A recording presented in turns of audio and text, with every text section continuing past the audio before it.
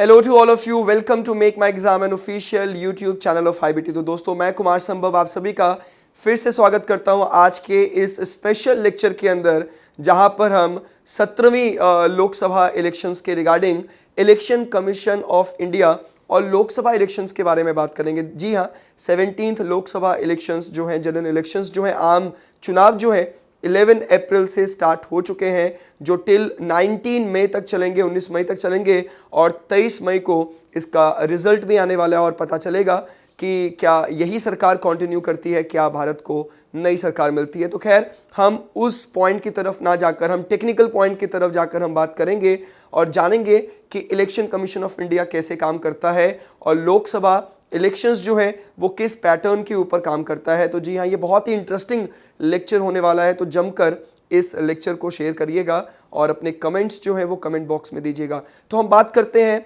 Election Commission of India की। तो देखिए, इलेक्शन कमीशन ऑफ इंडिया जो आप देख पा रहे हैं बोर्ड के ऊपर, Election Commission of India article 324 to 329, अनुच्छेद 324 से 329 में हम इलेक्शन कमीशन चुनाव आयोग की बात करते हैं, जो पार्ट 15 में आता है। कॉन्स्टिट्यूशन भारतीय संविधान के पार्ट 15 में हम इलेक्शन कमीशन की बात करते हैं। तो देखिए, इलेक्शन कमीशन जो है ये कब एग्जिस्टेंस में आया था? तो इलेक्शन कमीशन एग्जिस्टेंस में आया था 25 जनवरी 1950, मतलब रिपब्लिक डे से ठीक एक दिन पहले 25 जनवरी 1950 को इलेक्शन कमीशन ऑफ इंडिया जो है उसका गठन किया गया था। और बाद में 25 जनवरी को ही हम कौन सा डे मनाते हैं?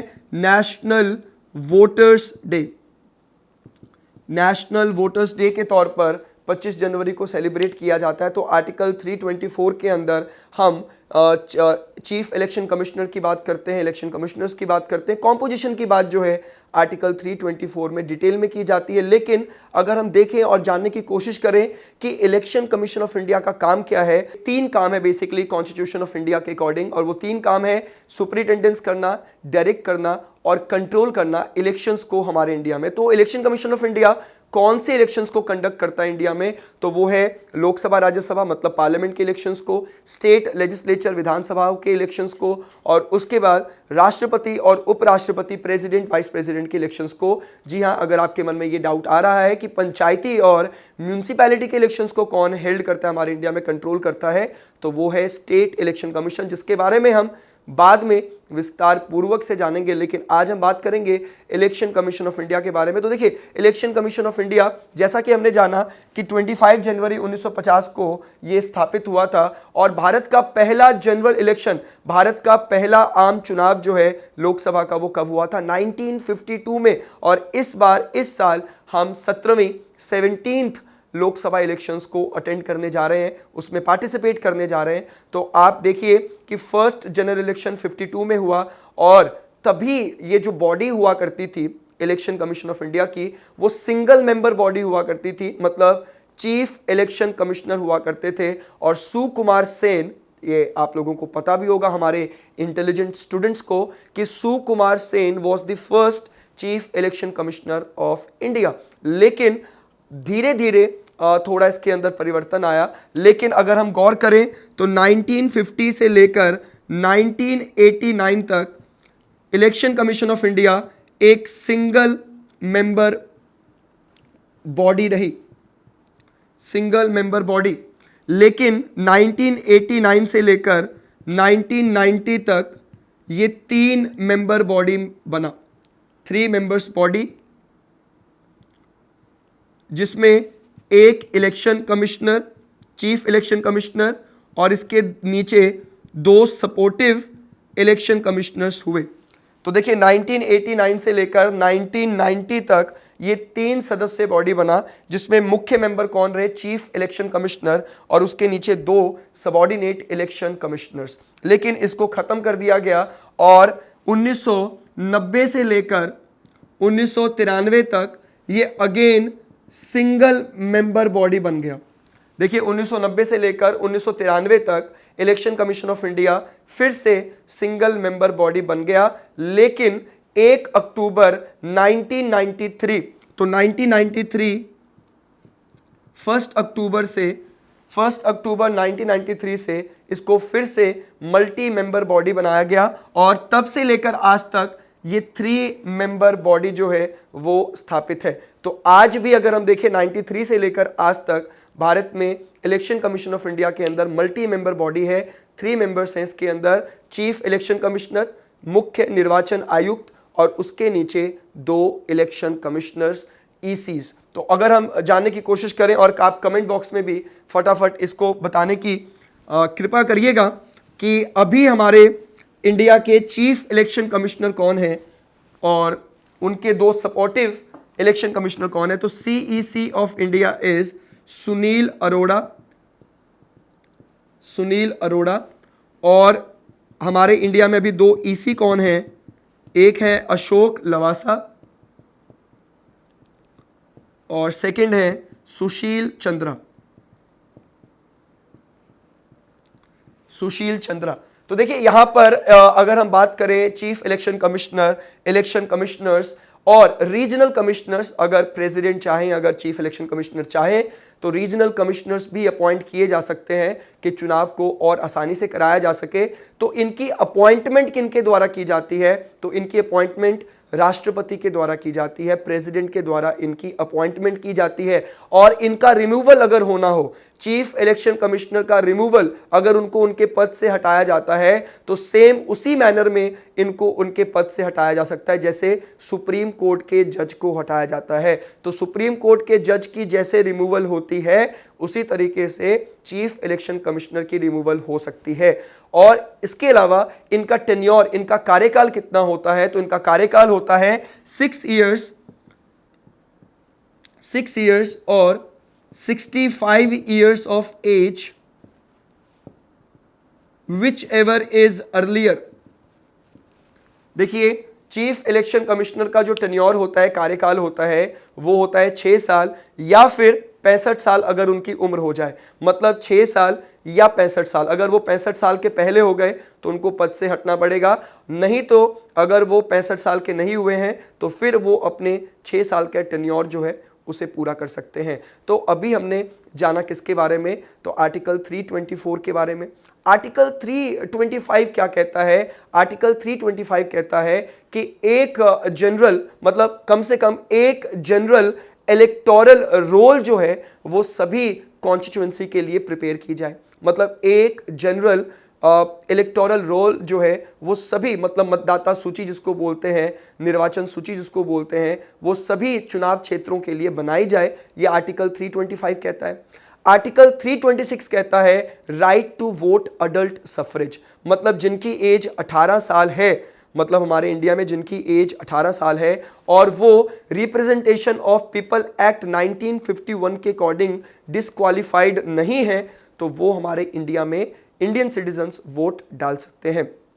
तो शुरुआत से लेकर 1989 तक भारत के अंदर रूल क्या था, जिनकी एज 21 ईयर्स हो वही वोट डाल सकते हैं। लेकिन 61st अमेंडमेंट, 61वीं अमेंडमेंट 1989 से इसको बदला गया वोटिंग एज को, और वोटिंग एज को रिड्यूस किया गया 21 से 18। तो article 326 talks about right to vote, और राइट टू वोट एक फंडामेंटल राइट नहीं है। राइट टू वोट हमारे इंडियन कंटेक्स्ट में एक लीगल राइट है, एक कानूनन अधिकार है, नहीं तो ये मौलिक अधिकार नहीं है, ये एक लीगल राइट है। आर्टिकल 327 और 328 क्या कहता है, तो आर्टिकल 327 और 328 कहता है कि चुनाव के मद्देनजर पार्लियामेंट जो है वो कोई लॉ बना सकता है। चुनाव के मद्देनजर, इलेक्शंस के रिगार्डिंग, उसी के रिगार्डिंग वो कोई भी लॉ को इनैक्ट कर सकता है। तो representation of people act is one of the example of article 327 and 328।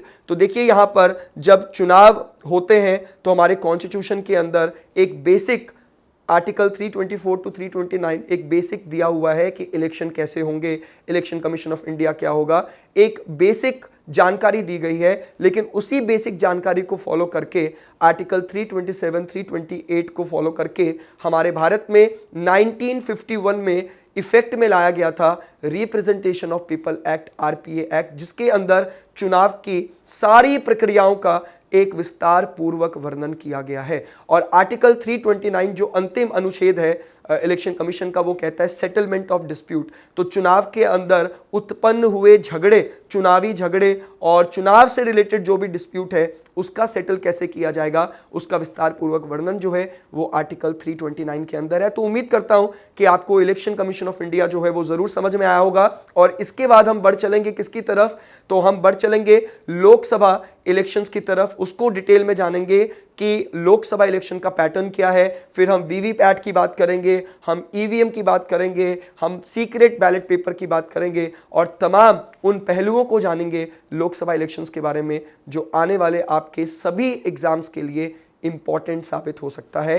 तो चलते हैं उसकी तरफ और समझते हैं उसको। तो इलेक्शन कमीशन के बाद बढ़ चलते हैं हम किसकी तरफ, लोकसभा इलेक्शन की तरफ। देखिए 17th लोकसभा इलेक्शन सिर पे है, 11 अप्रैल से स्टार्ट हो चुका है और जैसा मैंने बताया कि 19 मई तक ये इलेक्शन चलेंगे और 23 मई को पता चल जाएगा कि या तो यही सरकार कंटिन्यू करेंगी या नई सरकार उसकी जगह लेगी। तो यहाँ पर सोशल नेटवर्किंग साइट से लेकर तमाम ऐसे प्लेटफॉर्म पर आप सभी देख रहे होंगे कि एक बैटल सा चल पड़ा है और जब भी हम देखते हैं उनको खोलकर तो हमेशा लोकसभा इलेक्शन की बात चल रही होती है। तो लोकसभा इलेक्शन जो है हमारे पार्ट 5 कॉन्स्टिट्यूशन के पार्ट 5 के अंदर जब हम यूनियन पार्लियामेंट की बात करते हैं, जब हम यूनियन पार्लियामेंट की बात करते हैं तो आर्टिकल 79 से लेकर 123 तक हम इसके अंदर यूनियन पार्लियामेंट में राज्यसभा, लोकसभा, उसकी proceeding, money bill, financial bill, ordinary bill, annual financial statement, तमाम उन चीज़ों को डिटेल में करते हैं और उसके ऊपर भी हम ज़रूर आपको डिटेल में चैप्टर कराएंगे। लेकिन आज हम पर्टिकुलरली बात करेंगे लोकसभा इलेक्शन के बारे में। तो देखिए हम क्या देखते हैं सोशल नेटवर्किंग साइट्स के ऊपर, मोदी वर्सेस राहुल। अपने चॉइस को ज़रूर कमेंट बॉक्स में बताइएगा। बिल्कुल साफ सुथरे लैंग्वेज के अंदर हम पॉलिटिकल डिबेट में ज़रूर जाएंगे, लेकिन एक बिल्कुल संयमित लैंग्वेज के अंदर जिसमें आप अपनी चॉइस को कमेंट बॉक्स में ज़रूर बता सकते हैं। तो यहाँ पे मोदी वर्सेस राहुल कहना जो है पर्टिकुलरली मेरे पॉइंट ऑफ व्यू से बिल्कुल गलत है। मोदी वर्सेस राहुल ना होकर, इंडिविजुअल लड़ाई ना होकर, ये पार्टी और आइडियोलॉजी की लड़ाई होती है और हमें लगता है कि जो भी पार्टी हमारे वादों को पूरा करेगी हम उन्हें वोट करते हैं। ये बहुत ही सिंपल है, जो बेस्ड है किस मेथड के ऊपर, तो लोकसभा इलेक्शन, हमारे इंडिया में लोकसभा इलेक्शन, विधानसभा का इलेक्शन, पंचायती इलेक्शन और म्यूनिसिपैलिटी का इलेक्शन जो है जिसमें हम डायरेक्टली पार्टिसिपेट करते हैं, हम भारत के लोग डायरेक्टली पार्टिसिपेट करते हैं, उस मेथड को क्या कहा जाता है, FPTP, first past the post system. और जहां पर president, vice president, Rajya Sabha, Vidhan Parishad के इलेक्शंस होते हैं उनको हम प्रोपोर्शनल रिप्रेजेंटेशन मेथड कहते हैं। तो खैर उस मेथड के बारे में भी हम बाद में डिस्कस करेंगे, लेकिन Lok Sabha election is totally based on FPTP, first past the post system. तो आप लोगों ने सुना होगा 2014 में जब नरेंद्र मोदी जी प्रधानमंत्री बने, बीजेपी की जीत हुई, एनडीए जो है उन्होंने सरकार बनाई, तो 282 से ज़्यादा उनको सीट्स मिली, लेकिन विपक्ष का आरोप लगता रहा कि उनको 31% वोट ही मिला। तो ये विपक्ष जो है वो आरोप लगाता रहा कि बीजेपी पार्टी को 31% वोट मिला और 69% लोग जो हैं भारत के वो उनके खिलाफ हैं। देखिए सिक्के का एक पहलू तो उन्होंने बता दिया, लेकिन सिक्के का दूसरा पहलू यह है कि जब भारत में first past the post system के अनुसार लोकसभा के इलेक्शंस होते हैं, मतलब जो पार्टी जीतती है, जिसको सबसे ज़्यादा वोट पड़े वो पार्टी जीत जाती है। मतलब अगर मान लीजिए मुझे 100 वोट पड़े और दूसरी पार्टी को 99 वोट पड़े, तो मैं परसेंटेज नहीं देखूंगा कि उसको कितना परसेंट वोट मिला या मुझे कितना परसेंट वोट मिला। मैं सिर्फ ये देखूंगा कि चाहे मैं 1 वोट से जीता हूं, लेकिन जीता हुआ मैं ही माना जाऊंगा। तो यहां पर सिक्के के 2 पहलू होते हैं, जहां पर सबसे सिंपल ऑनेस्ट तरीका क्या है कि जिसको सबसे ज़्यादा वोट पड़े वो जीता गया। लेकिन दूसरा पहलू ये भी है डिसएडवांटेज के तौर पर कि जिन लोगों ने उनको वोट नहीं डाला वो उनके रिप्रेजेंटेटिव भी बन जाते हैं। तो खैर इंडिया जैसी बड़ी डेमोक्रेटिक कंट्री के अंदर सबसे सूटेबल मेथड तो अभी यही है, first past the post system, जिसके अंदर जौन सी पार्टी या जिस भी कैंडिडेट को सबसे ज्यादा वोट पड़ते हैं उसे जीता हुआ माना जाता है। तो लोकसभा इलेक्शन की बात करें तो लोकसभा इलेक्शन पहली दफा हमारे भारत में कब हुआ, तो 1952 में फर्स्ट लोकसभा इलेक्शन हुआ। और लोकसभा इलेक्शन के कॉम्पोजिशन की बात करें, लोकसभा इलेक्शन के कॉम्पोजिशन की बात करें, लोकसभा के कॉम्पोजिशन की बात करें तो आर्टिकल 81 के अंदर हम कॉम्पोजिशन ऑफ लोकसभा की बात करते हैं, जिसमें मैक्सिमम सीट्स जो है लोकसभा की वो 552 तक जा सकती है। देखिए मैक्सिमम सीट्स जो है लोकसभा की वो 552 तक जा सकती है, जिसको इस तरीके से डिवाइड किया है 530 फ्रॉम स्टेट्स, राज्यों से 530 मैक्सिमम चुने जा सकते हैं, 20 फ्रॉम यूटी, केंद्र शासित प्रदेशों से, यूटी यूनियन टेरिटरी से 20, और 2 Anglo Indian community nominated by the president. तो मैक्सिमम 2 मेंबर को एंग्लो इंडियन कम्युनिटी से रिप्रेजेंट कर सकते हैं, नॉमिनेट किया जा सकता है राष्ट्रपति के द्वारा। लेकिन मैक्सिमम टोटल 552 की स्ट्रेंथ जा सकती है, लेकिन फिलहाल कितनी स्ट्रेंथ है इसकी, तो एट प्रेजेंट इसकी स्ट्रेंथ है 523 from states, 20 from UT and 2 Anglo Indian. तो अभी टोटल कितने हैं, 545 टिल 2026। इसे याद कर लीजिएगा, बहुत जरूरी है ये। 2026 तक इसकी संख्या जो है 545। तो लोकसभा के टोटल मेंबर्स जो हैं वो 2026 तक डिसाइडेड हैं कि वो 545 तक रहेंगे, और 2026 में अगर ज़रूरत हुई पार्लियामेंट को तो वो निरीक्षण पुनरीक्षण करके रिव्यू करके इसे देख सकते हैं कि क्या इसे मैक्सिमम 552 तक लेकर जाया जा सकता है कि नहीं। और 552 और फिलहाल कितने हैं 545।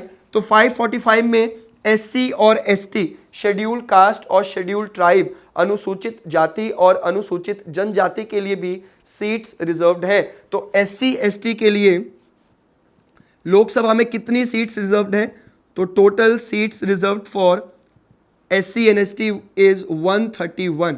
तो ये भी पॉइंट, कैची पॉइंट है, पेपर में ये जरूर पूछा जाता है। तो 131 seats are reserved for schedule caste and schedule tribe people, कि उनको एडेक्वेटली जो है वो रिप्रेजेंटेशन मिल सके उनको समाज के अंदर। तो ये सीट्स उनके लिए रिजर्व की गई है। देन लोकसभा के अंदर क्या होता है, तो लोकसभा के अंदर जब इलेक्शंस होते हैं तो वो चरणों में किए जाते हैं। इलेक्शन कमीशन ऑफ इंडिया जो है उसको नियंत्रित करता है, उसको सुपरिंटेंडेंस करता है, उसका कंट्रोल करता है, उसका डायरेक्शन करता है। इलेक्टोरल रोल से लेकर पॉलिटिकल पार्टी को सिंबल्स देना और उन सभी चीज़ों को मैनेज करना, ये इलेक्शन कमीशन ऑफ इंडिया का काम है, जो एक संवैधानिक बॉडी है जिसके बारे में हमने अभी बात करी। और अगर हम जाने इस चीज़ को थोड़ा और डिटेल में, तो 2013 में पहली बार कि ईवीएम इलेक्ट्रॉनिक वोटिंग मशीन के साथ कहीं टेम्परिंग तो नहीं हो रही है, उसका आश्वासन देते हुए चुनाव आयोग ने ये कहा कि हम इसकी जगह पर एक वीवीपैट का इस्तेमाल भी करेंगे, और ट्रायल बेसिस पे वीवीपैट का इस्तेमाल भी किया गया, voter verifiable paper audit trial. Voters verifiable paper audit trial ये 2013 में पहली बार प्रयोग में लाया गया। 2014 में इसको काफी कॉन्स्टिट्यूएंसी के अंदर प्रयोग में लाया गया, और इस साल के लोकसभा 17वीं लोकसभा इलेक्शन के अंदर वीवीपैट का इस्तेमाल जो है वो व्यापक तौर पर सभी कॉन्स्टिट्यूएंसी के अंदर किया जाएगा। होगा क्या, तो इलेक्ट्रॉनिक वोटिंग मशीन के साथ ही एक मशीन पड़ी होगी, तो अगर आप वोट डालेंगे, जिस भी पार्टी जिस भी कैंडिडेट को आप वोट डालते हैं, तो आपके साथ वाली मशीन के अंदर एक स्क्रीन के ऊपर पेपर के ऊपर लिखा आ जाएगा, मतलब एक रिसिप्ट, एक रसीद के तौर पर आप देख सकते हैं, और 7 to 10 सेकेंड्स के लिए वो अपीयर होगा उसके ऊपर, फिर डिसअपीयर हो जाएगा, आपको मिलेगा नहीं, लेकिन आप देख सकते हैं कि आपका वोट किस कैंडिडेट और पार्टी को गया है। इसके अलावा अगर हम बात करें तो लोकसभा इलेक्शंस जो है उसका रिजल्ट 23 मई को आने वाला है, और मैंने जैसे बोला आपको कि आप कमेंट बॉक्स में बता सकते हैं अपनी चॉइस के बारे में कि कौन अगली सरकार जो है वो किसकी बनने जा रही है,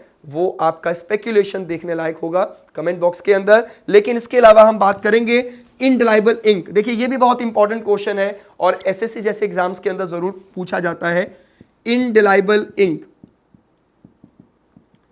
इंडेलाइबल इंक जो है, इंडेलाइबल इंक उस इंक को कहते हैं ना मिटने वाली स्याही। तो लोकसभा चुनाव के बाद जब भी हम वोटिंग करने के लिए जाते हैं तो एक स्याही लगा दी जाती है जिससे हम बार बार वोटिंग ना कर सकें और चीटिंग ना कर सकें। तो इंडेलाइबल इंक के अंदर एक खास तौर का केमिकल होता है जिससे वो स्याही जो है, जिससे वो इंक जो है वो ज्यादा देर तक टिकी रहती है। और इसके अंदर कौन सा वो केमिकल होता है? Silver nitrate. Silver nitrate, AgNO3।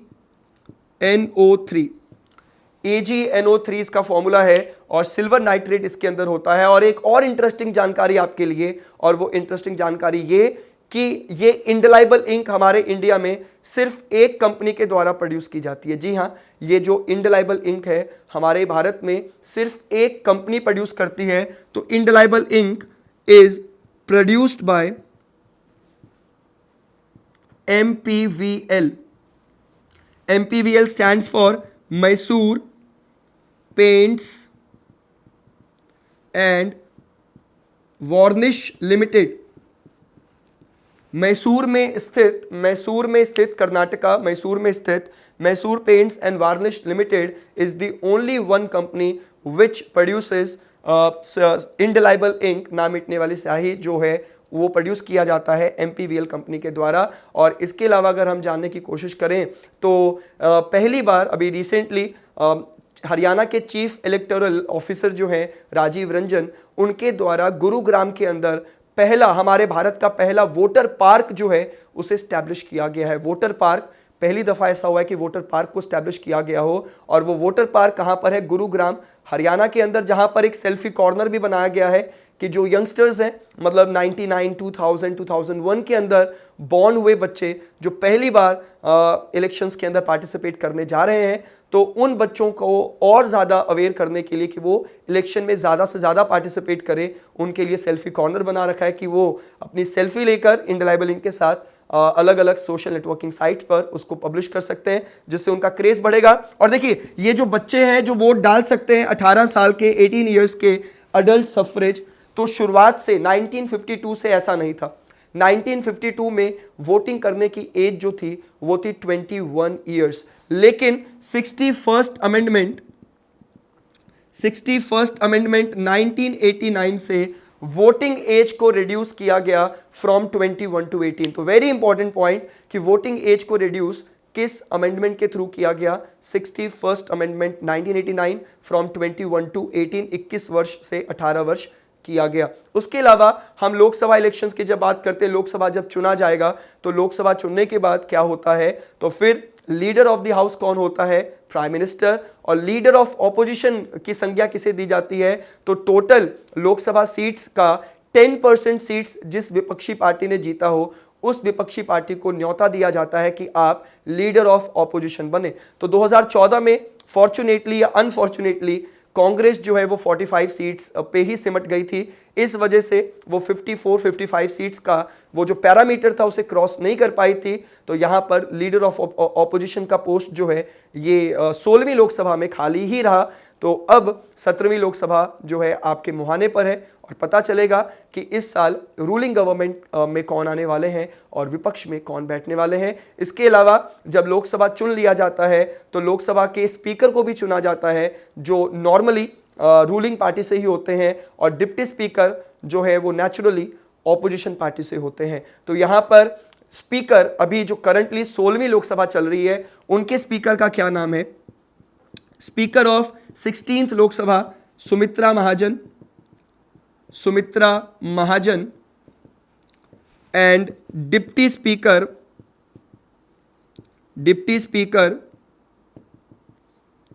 Is M Thambidurai जो AIADMK पार्टी से बिलोंग करते हैं। AIADMK, all India Anna Dravida Munnetra Kazhagam, Tamil Nadu की पार्टी से बिलोंग करते हैं। और सुमित्रा महाजन जी बहुत ही फेमस बीजेपी की नेता जो स्पीकर ऑफ लोकसभा है। लेकिन आपके अलग अलग कंपेटिटिव एग्जाम में यह भी पूछा जा सकता है, फर्स्ट स्पीकर ऑफ लोकसभा। तो लोकसभा के पहले स्पीकर कौन थे? GV मावलंकर। बहुत ही इंपॉर्टेंट पॉइंट है ये, जीवी मावलंकर। और इसके अलावा लोकसभा के 3 मेन सेशंस होते हैं, 3 सत्र होते हैं। पहले सेशन को हम फर्स्ट सेशन या बजट सेशन कहते हैं, जो फरवरी से मई तक चलता है। उसके बाद मॉनसून सेशन आता है जो जुलाई अगस्त 2 महीने के लिए होता है, और देन विंटर सेशन आता है जो सबसे छोटा सेशन भी माना जाता है और नवंबर दिसंबर तक ही चलता है। तो ये कुछ जानकारी थी लोकसभा इलेक्शंस के बारे में, और मैं उम्मीद करता हूं कि आपको इलेक्शन कमीशन ऑफ इंडिया और लोकसभा इलेक्शंस के बारे में काफ़ी कुछ पता लगा होगा कि it's not a battle between two individuals, Modi and Rahul ji. It's a battle between two parties or many parties or multiple parties in India. तो इसके अकॉर्डिंग अगर हम देखें तो यहाँ पर 543 कॉन्स्टिट्यूंसी के ऊपर एमपी की लड़ाई हो रही है, जहां पर हर एमपी जीतेगा तो उसे एक एमपी लैड फंड मिलेगा, member of parliament local area development fund, जिसमें करोड़ों का फंड इनको दिया जाता है कि आप अपने लोकल एरिया को डेवलप करें। तो यहां पर कोई भी सांसद अगर वो जीत जाता है और वो सरकार नहीं बना पाता है, फिर भी वो कहीं ना कहीं देश के उस चुनावी क्षेत्र का विकास कर सकता है अपने एमपी लैड फंड से। तो इस चीज को समझने की जरूरत है कि यहां पर एमपी लैड फंड क्या है, member of parliament local area development fund. तो यहां पर बैटल 2 इंडिविजुअल्स के बीच में नहीं है, 2 पार्टीज या बहुत सारी पार्टीज के बीच में है। तो तब तक के लिए आप सभी का धन्यवाद, और अगर आपको हमारा ये वाला टॉपिक पसंद आया तो आप कमेंट बॉक्स में जाकर जरूर बताइएगा, और इस सेशन को ज़्यादा से ज़्यादा शेयर और हमारे चैनल को सब्सक्राइब भी करिएगा। तब तक के लिए अगेन धन्यवाद।